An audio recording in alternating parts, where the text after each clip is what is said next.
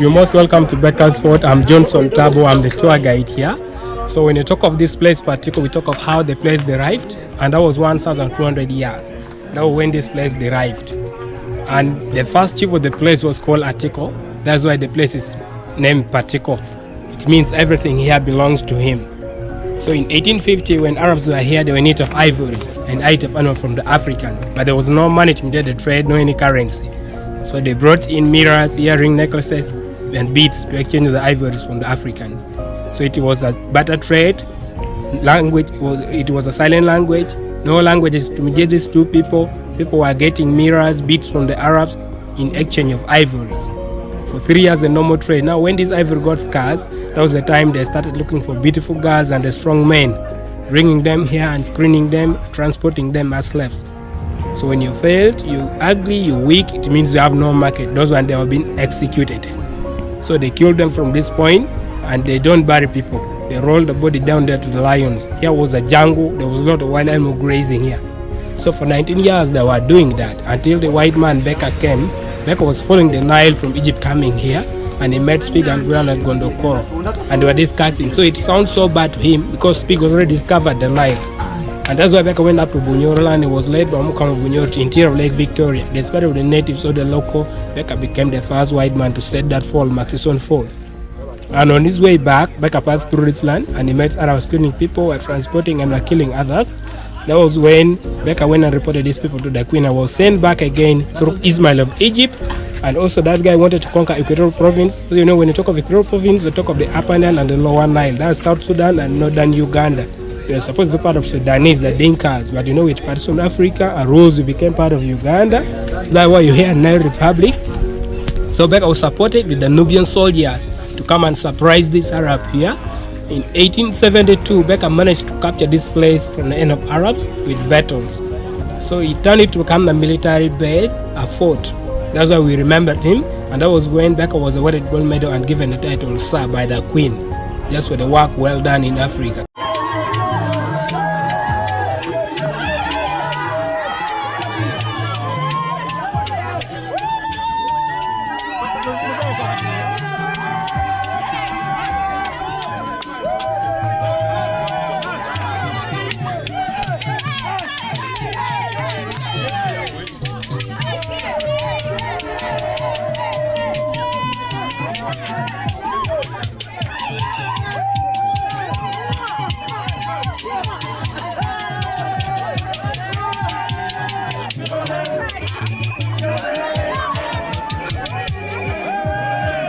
Before COVID, how many visitors were you having at this site?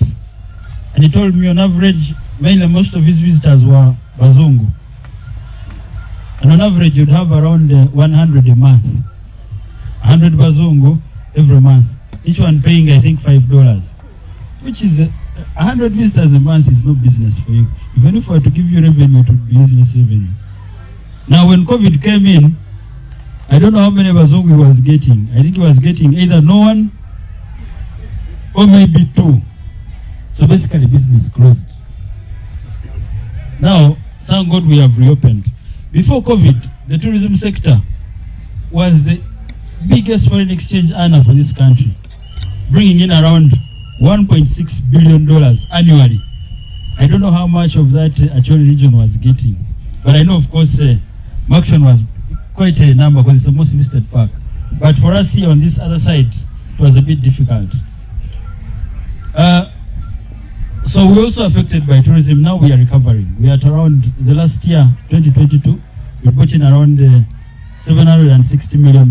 We are still at the half mark. And also the visitors decreased from the 1.5 million foreigners we are receiving. During COVID, they went so low. Now we are at around maybe around 800,000. So we are recovering. But I don't think that if the tour guide is here, I saw him somewhere. Is the tour guide here? Should be attending. He's attending. But I'm sure that the number is still low. Then now we got into COVID. Now here, this man is not from the media, he's part of us. Now the cultural institutions are very strong about, for instance, anti-homosexuality. It is, it's even difficult to talk about, especially when we have these young people. Now a group of Bazungu have already started saying, now Uganda, you see, even some tourists should not go there. So now we are saying, how do we insulate ourselves from all this? First of all, let's encourage the Ugandans to travel. Yes, we know that it is money that is moving just within the country. But okay, if you brought it from Kampala and you brought it here, it's okay, you're at least distributing it somehow. So we are trying to, first of all, insulate our sector, insulate our country from such disasters that we have no control over. That in case such a scenario comes up, at least some Ugandans can keep traveling. And from last year alone, 2022, Honorable to 86% of the people that visited all our tourism sites, including Fort PATIKO, including Garu Falls, including Makshon Falls, were only Ugandans. Only. Yes, the whites, they bring in more money because we'll charge them maybe $40 at the park and charge the Ugandan 20. But at least there is some survival. So that's why we are doing these drives. But now, we also believe that when a Uganda is posting, let's say about Fort PATIKO, with all these people that we've come with, we'll be sharing with other Ugandans. But somehow this message will also go beyond Uganda. So if you're marketing a destination, of course we have a strategy that may run for even the next 5, 6, 7 years. This is just the beginning. But trust me not, it will grow this sector and everyone will benefit. And I want to commit, I had asked Liaz, have you gotten the Assistant Commissioner Tourism Development Department? We have the Commissioner Planning here. I think it's somewhere there with the others. We have representatives from Uganda Tourism Board. We have representatives from Uganda Wildlife Education Center, which you usually call the zoo. We have representatives from Uganda Hotel Tourism and Training Institute in Jinja. Some of you, if you knew the Crested Crane. But we have a very big plan for Fort PATIKO. And we have done the design. Maybe in a short time we'll have, I don't want to speak without the real specific numbers. But these designs and plans in implementation, if you look at them, they are in the billions of shillings. And I want to assure you that we may not fulfill the entire, what we intend to put here in 1 year. But what usually government does is they will start releasing money in small phases. So we start the process.